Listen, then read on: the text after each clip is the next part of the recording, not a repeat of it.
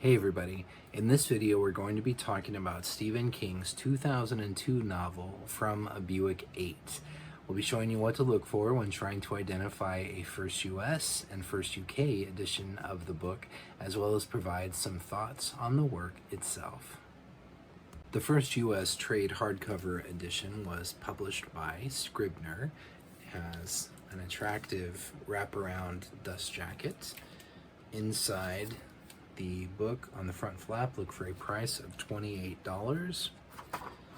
And on the copyright page, another handy number line that includes the number 1. Pretty easy to identify. Underneath, the book has sort of pale grayish boards with dark blue over the spine. Here is the dust jacket image.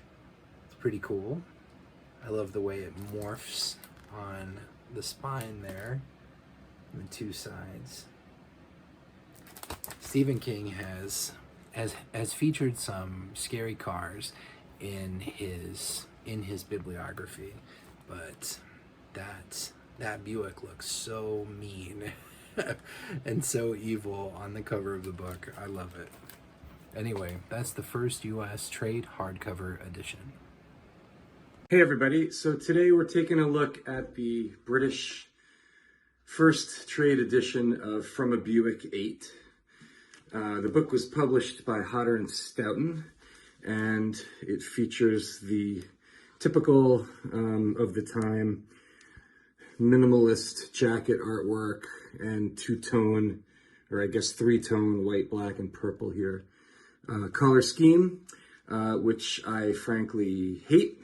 I think it's ugly and plain, and the cover here just looks way too similar to Christine, but not nearly as good.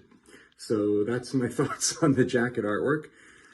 If you want to check to see whether your copy is a first printing, you're looking for $17.99 UK price on the jacket flap, and a number line on the copyright page that goes down to 1. And that, let's see, the book is bound in purple cloth boards with black foil stamping on the spine. And that is pretty much all I have to say about From a Buick 8, the UK trade edition. So there you have it.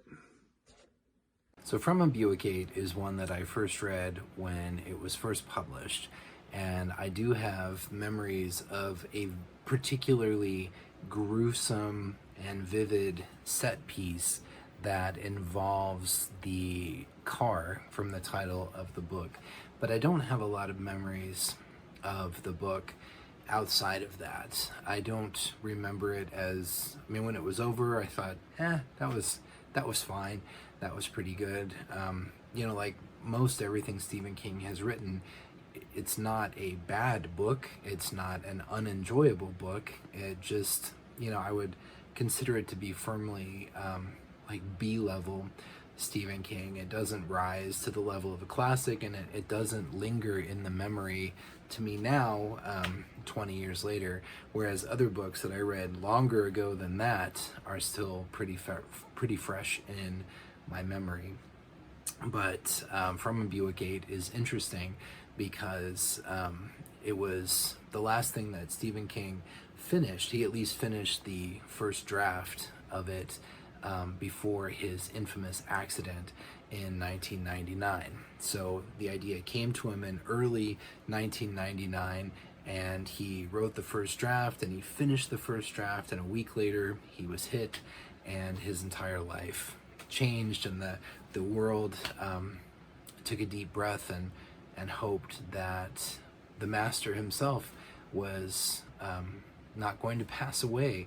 I do remember that. I remember how scary and how upsetting that whole thing was, both for him and for all the people to whom his stories mean so much.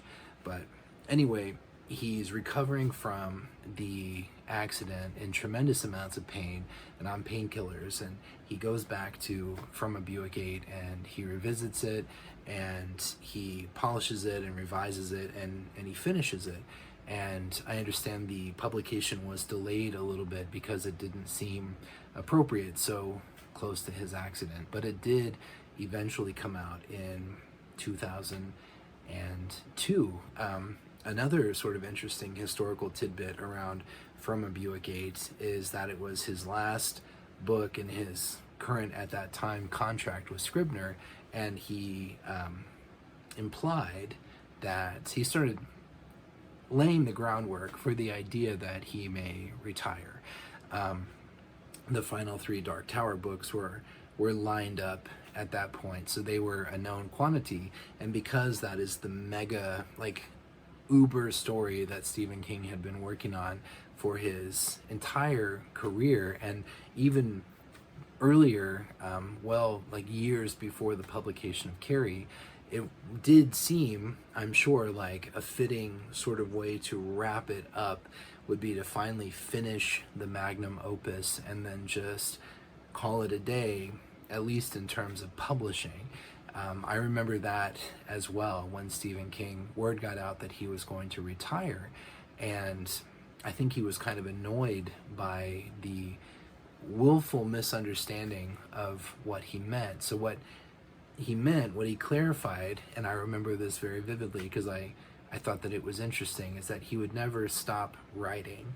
He couldn't imagine ever stopping writing, but that he was going to retire from publishing.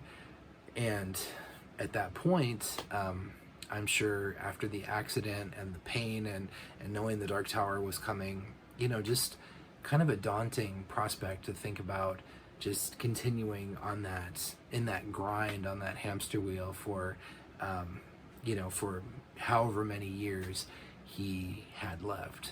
I think he did take a break after From a Buick 8, and well, probably not much of a break. I'm sure he was furiously wrapping up the Dark Tower books, but as we all know, in retrospect, he did not retire from writing, nor did he retire from publishing.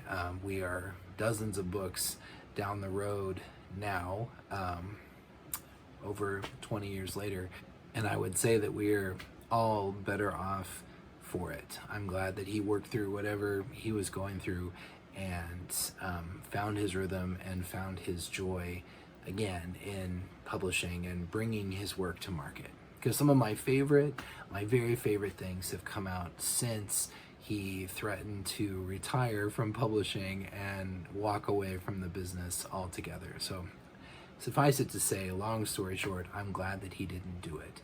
But I want to thank Noah, as always, for your help in creating this video and creating the content for the books that I do not have in my own collection. And I want to say thank you to you, the viewers, who tune in and who watch these videos and share your thoughts and your feedback in the comments. I really appreciate it. To those who subscribe, thank you very much. I appreciate that as well. And wherever you are, I hope you have a great rest of your day, and I will talk to you later. Bye.